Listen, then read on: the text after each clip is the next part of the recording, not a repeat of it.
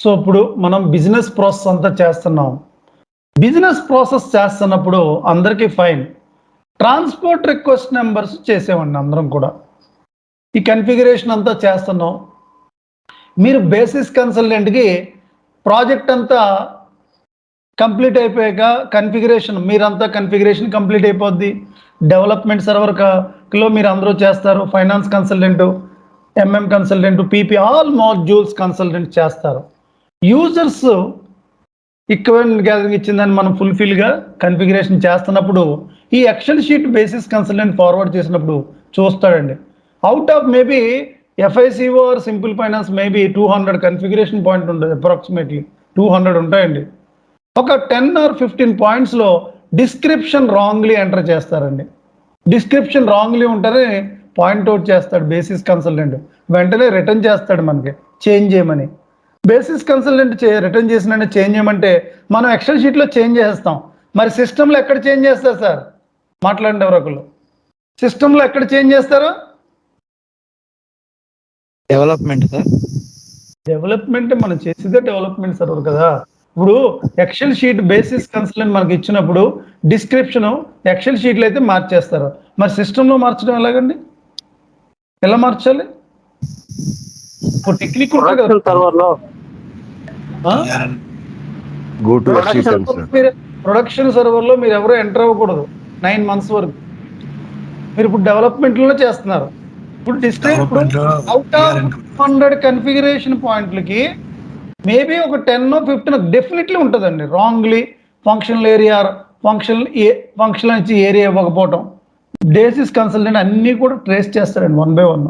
Basis consultant మీరు XL sheet forward చేసిన వెంటనే ఆయన ఒక 1 week టైం పెట్టుకుంటాడండి. ఎఫ్ఐ ఒక రోజు మొత్తం చెక్ చేసుకుంటాడు, రిటర్న్ చేస్తాడు. గ్యారంటీ మనం ఆ టైంలో క్యాఫ్టేరియాకి వెళ్ళినప్పుడు క్లోజ్ చేయటమో, డిస్క్రిప్షన్ ప్రాపర్గా ఇవ్వకపోవటమో. ఇది మరి ఎక్సెల్ షీట్ మీకు రిటర్న్ వచ్చిందండి, రెడ్ మార్క్తో వచ్చింది బేసిస్ కన్సల్టెంట్. అవుట్ ఆఫ్ 200 పాయింట్స్లో మేబీ 10 points రాంగ్ డిస్క్రిప్షన్ ఉంది. ఫైన్, బేసిస్ కన్సల్టెంట్ చెప్పాడు కదా అని మనం చూసుకుని ఇక్కడ ఎక్సెల్ షీట్లో మార్చి సేవ్ చేసేస్తాం. ఫైన్. మరి సిస్టంలో మార్చడం ఎలాగండి? సిస్టంలో కూడా మార్చాలి కదా, ఒక టెక్నిక్ ఉంటుంది కదా ప్రాజెక్ట్లో. అదేంటి ఎలాగండి? ఇట్లా వెళ్తారండి. సర్వర్ ఓపెన్ చేస్తున్నాను నేను. సాధారణంగా అందరికీ జరుగుతుందండి ఇది. ఎంత సీనియర్ ప్రొఫైల్కైనా కన్ఫిగరేషన్ చేస్తున్నప్పుడు ఎన్ని సంవత్సరాలు ఎక్స్పీరియన్స్ చేసినా అందరికీ ఈ ప్రాబ్లం అరైజ్ అవుద్ది. అలాంటి ప్రాబ్లం అరైజ్ అయినప్పుడు ప్రాజెక్ట్లో ఎలా చేయాలి?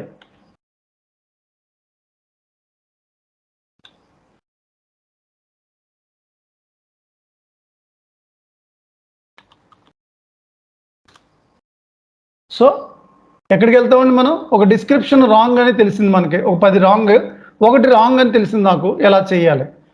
SC10లోకి వెళ్తారండి. SC10లో ఈ స్క్రీన్ వస్తుంది. నా యూజర్ ఐడి డిస్ప్లే చేస్తాను. మేబీ ఇక్కడ చాలా అంటే ఆల్ మాడ్యూల్స్ చాలా కన్ఫిగరేషన్లు ఉంటాయి కాబట్టి మీదే కదా అందరూ ఉంటాయి. ఇక్కడ functional area, define functional area wrongly mention చేశాను అనుకో. మీకు డిఫైన్ ఫంక్షనల్ ఏరియా శాంసంగ్ అని రాయాలనుకోండి. నేను శాంసంగ్ అని రాయలేదు అనుకోండి. సపోజ్ కరెక్ట్గా రాశాను, మార్చాలి కదా. ఎలా అప్పుడు ఏం చేస్తారు? దీన్ని డబుల్ క్లిక్ చేస్తారు, ఈ స్క్రీన్ వస్తుందండి. అప్పుడు ఇక్కడ డిస్ప్లే చేంజ్లోకి వెళ్తారండి. తర్వాత ప్రాపర్టీస్లోకి వెళ్తారండి.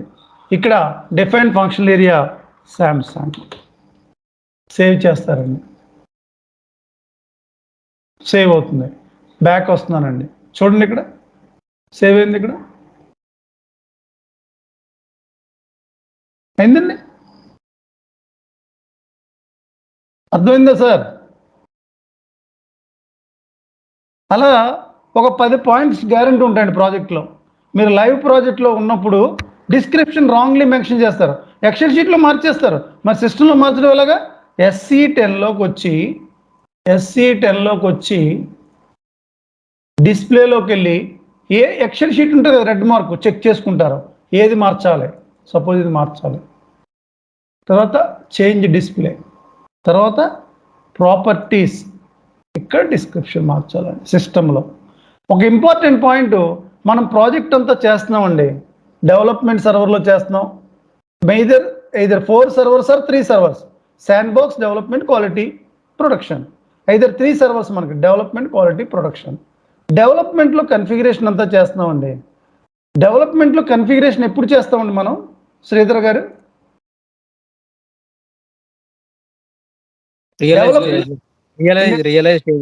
అంటే రియలైజ్ స్టేజ్లోనే మనం చేస్తామని మనకు తెలుసు. బట్ ఏ స్టేజ్లో ఒక యాక్టివిటీ క్లయింట్ యాక్సెప్ట్ చేస్తామండి మనం? Business blue print sir. Business blue print అదే ఏం జరుగుతుంది అక్కడ, ఆ పాయింట్ కావాలి. ఇంటర్వ్యూ అడుగుతాడు, మీరు ఎక్స్పీరియన్స్ పెట్టుకున్నారు కదా, మీరు చేసేది లేదో టెస్ట్ చేస్తాడు, ఎక్కడెక్కడ పట్టుకోవాలో ఇంటర్వ్యూకి తెలుసండి. అక్కడ ఏం జరుగుతుందండి, అక్కడ business blue print sign up అవ్వాలండి. సైన్ అప్ తర్వాత ఒక ప్రింట్అవుట్ తీసుకుంటారండి బ్లూ ప్రింట్ని. ఒకటి క్లయింట్కి ఇస్తారు, ఒకటి మన దగ్గర ఉంటుంది. ర్యాక్ ఉంటుందండి క్లయింట్ ప్లేస్లో. మీ కంపెనీలో మీకు ఒక క్యాబిన్ ఇస్తారు అందరికీ. ఒక ర్యాక్లో ఆల్ మాడ్యూల్స్ ఫైల్ చేయాలండి. ఒకటి మెయిల్లో మేనేజర్కి, క్లయింట్కి అందరికీ పంపిస్తారండి. Business blue print sign up కానీ so many projects 1 month hold అయిపోయినాయి ఉన్నాయండి. Projects 1 month delay, 6 months target మంది. Project preparation, business blue sign up అవ్వండి, క్లయింట్ యాక్సెప్ట్ చేయడం. వాళ్ళు ఎక్స్పెక్ట్ చేసిన డాక్యుమెంటు వాళ్ళు రిక్వైర్మెంట్ గ్యాదరింగ్లో చెప్పింది మీకు బ్లూ ప్రింట్లో పర్ఫెక్ట్గా లేనప్పుడు, వాళ్ళు మనల్ని ట్రస్ట్ చేయనప్పుడు వాళ్ళకి ఒక ఫీర్ ఉంటుందండి. సైన్ అప్ చేసేసారా 50% ప్రాజెక్ట్ అయిపోయినట్టండి. మీకు 40 కోట్ల అగ్రిమెంట్ అండి. మీ ఐబిఎం యుఎస్ శాంసంగ్ క్లయింట్తో 20 కోట్లు రిలీజ్ చేస్తుందండి business blue print sign up అయ్యాక. పేమెంట్స్ 3 installmentsలో ఉంటాయండి వాళ్ళకి. ఫస్ట్ ఇనీషియల్ టోకెన్ అమౌంట్ ఇస్తారు. Business blue print sign up అయ్యాకే 50% అమౌంట్ ఇస్తారు. అంటే మీ ప్రాజెక్ట్ 50% అయిపోయినట్టండి. Business blue print sign up అవ్వకుండా మీరు అసలు జనరల్గా మీకు యాక్సెస్ ఉంటుంది ప్రాజెక్ట్లోకి వెళ్ళాక అందరికి కూడా. డెవలప్మెంట్, క్వాలిటీ, ప్రొడక్షన్ మీరు మామూలుగా క్లయింట్కి సంబంధించి ఇవ్వకుండా మీరు మీకు ప్రాజెక్ట్ ఇంకా అసైన్ కానప్పుడు, చాలా మందికి ఇంప్లిమెంటేషన్ కంపెనీలో జాయిన్ అయినప్పుడు ఇమీడియట్ ప్రాజెక్ట్ అసైన్ అవ్వదండి. మేబీ కొంతమందికి ఈ యూఎస్లో అయితే కనుక ఇమీడియట్ యాక్షన్ ఉంటుందండి. ఇండియన్ కల్చర్లో అలా ఉండదు. యూఎస్లో అనుకోండి అంతా బిల్లింగ్ డాలర్స్లో ఉంటుంది కాబట్టి జాయిన్ అయిన 3 daysకే ప్రాజెక్ట్ అసైన్ అయిపోద్ది. అక్కడ ఎవ్రీడే కౌంట్ డాలర్స్ వాళ్ళకి $600, $400, $500, $700, $600 per day ఉంటుందండి వాళ్ళకి బిల్లింగ్. సో దాని మీద వాళ్ళకి ఇమీడియట్. ఇండియాలో ప్రాజెక్ట్స్ వస్తున్నాయని తీసుకుంటారండి మిమ్మల్ని.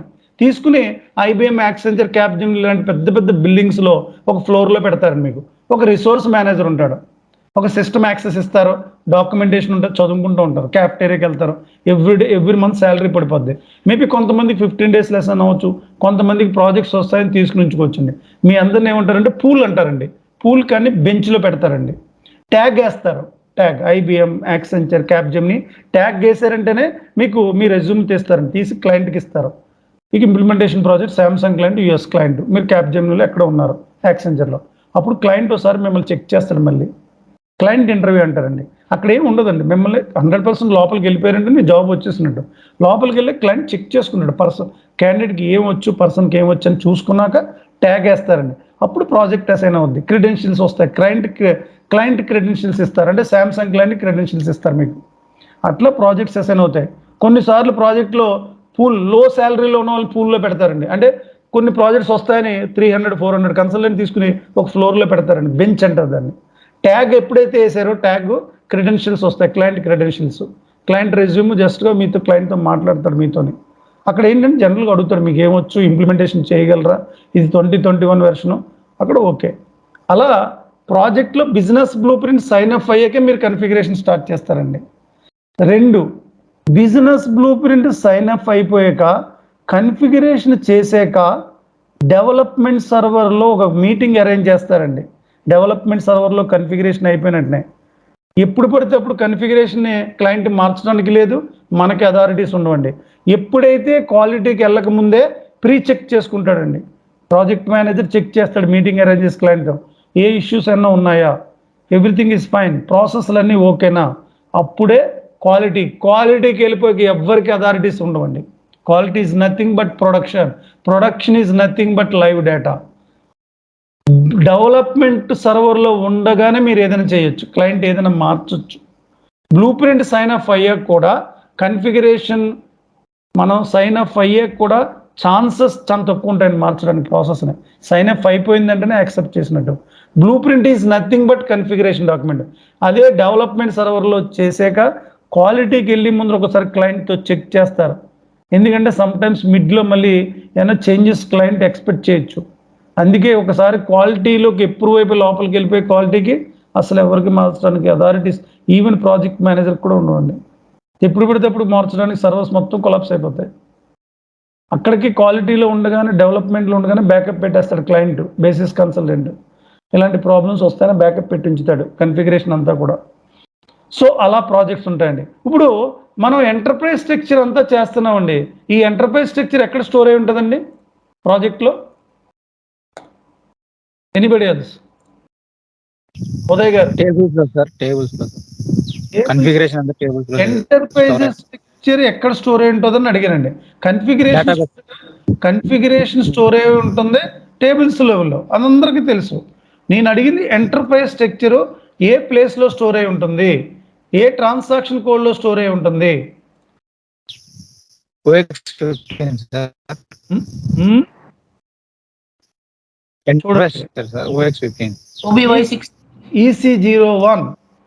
EC01 ఎంటర్ చేస్తానండి. ఈ స్క్రీన్ వస్తుంది. Structure, navigation, enter. చూడండి ఇక్కడ నా కంపెనీ కోడ్ ఏం చేశారండి? Find, camera button find. నా కంపెనీ కోడ్ ఏంటండి? SAM1. Enter, double click. చూడండి ఇక్కడ ప్రతి ఒక్కరి కంపెనీ కూడా ఉంటుందండి. ఇక్కడ మొత్తం ట్రీ అంతా ఉంటుంది. ఇక్కడ ఇంకా SDOలు చేసింది, MM చేసింది, అన్ని అసైన్మెంట్లు చేసుకుంటారు, అన్నీ వచ్చేస్తాయండి. ఇదే ఫ్లో చార్ట్ రూపంలో ఒక డయాగ్రామ్ కూడా తయారు చేసుకుంటారండి. మొత్తం హయ్యర్ లెవెల్ పీపుల్ అంతా ఇక్కడ చెక్ చేస్తారండి. అసలు ఎంటర్ప్రైజ్ స్ట్రక్చర్ ఎలా డిజైన్ చేశారు ప్రాజెక్ట్లో, ఈ ప్లేస్లో ఉంటుందండి. EC01 ఇది ఇంటర్వ్యూలో అడుగుతాడు. ఇది ఏ విధంగా వర్క్ చేయని కన్సల్టెంట్స్ ఎవరికీ తెలియదండి. ఇది internal secret of the transaction code. EC01 enterprise structure store అయింది. SC10 కూడా చాలా మందికి దీంట్లో తెలియదు. SC10 ఇంటర్వ్యూలో EC01 గురించి కానీ, సిస్టమ్ ల్యాండ్స్కేప్ అంటే చెప్పలేని వాళ్ళ గురించి కానీ రెజ్యూమ్ తీసుకెళ్ళి అలా పక్కన పెడతారండి. Yes, very good experience for you, will let you know tomorrow, will get back to you. Will get back to you అన్నాడంటే మన రెజ్యూమ్ పక్కకి వెళ్ళిపోయినట్టేనండి. అందుకే మన ఇంటర్వ్యూ ఎలా పట్టుకుంటాడంటే కంపెనీ ఎలా చేయాలి, మీనింగ్ ఏంటి, క్రియేషన్ ఏంటి, అసైన్మెంట్ ఎవ్వరు అడగరండి. మీరు 2 years 3 years profile experience guys అండి. 4 years గైస్, 4 years గైస్కి అయితే అసలు కంపెనీ ఎలా క్రియేట్ చేయాలి ఏం అడగరండి. ఇంకా 2 yearsకి ఛాన్స్ ఉంటుంది. లుక్ లైక్ ఫ్రెషర్స్, మేబీ ఒక ప్రాజెక్ట్ ఎక్స్పీరియన్స్ 2 ప్రాజెక్టులు ఉన్న వాళ్ళు. అలా టెక్నిక్స్ తెలుసుకోవాలండి. నా ట్రైనింగ్లో క్లాసెస్లో ఎవ్రీడే 2 టెక్నిక్స్. ఈరోజు ఎంటర్ప్రైజ్ స్ట్రక్చర్ ఎక్కడ స్టోర్ అయి ఉంది, డిస్క్రిప్షన్ మార్చుకోవడం ఎలాగా. ఓకేనండి. Next move forward. మనం రిక్వైర్మెంట్ గ్యాదరింగ్ చేస్తున్నాం. ఇంతవరకు కన్ఫిగరేషన్ అయిందండి, డాక్యుమెంట్ టైప్స్. మనం రిక్వైర్మెంట్ గ్యాదరింగ్లో ఏ పాయింట్ చేసామండి? అసలు రిక్వైర్మెంట్ గ్యాదరింగ్లో క్లయింట్ డిఫరెంట్ స్ట్రాటజీస్ ఫాలో అవుతాడండి. ఇక్కడ బిజినెస్ యూజర్ ఎంటర్ అవుతాడా ఈ ప్రాజెక్ట్ రిక్వైర్మెంట్ గ్యాదరింగ్లో? మోహన్ గారు, ఉదయ్ గారు,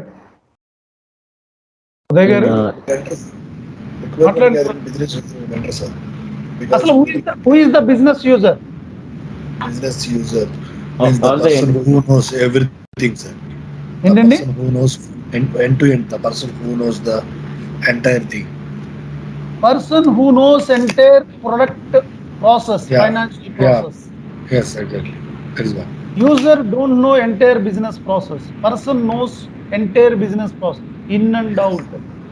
ఫైనాన్షియల్ బిజినెస్ యూజర్ ఒకళ్ళు ఉంటారు, ఎంఎంకి ఒకళ్ళు ఉంటారు, ఎస్డీకి ఒకళ్ళు ఉంటారు, పీపీకి ఒకళ్ళు ఉంటారు. ఈ బిజినెస్ యూజర్ ఎక్కడ ఇన్వాల్వ్ అవుతాడు S4 అన్న ఇంప్లిమెంటేషన్?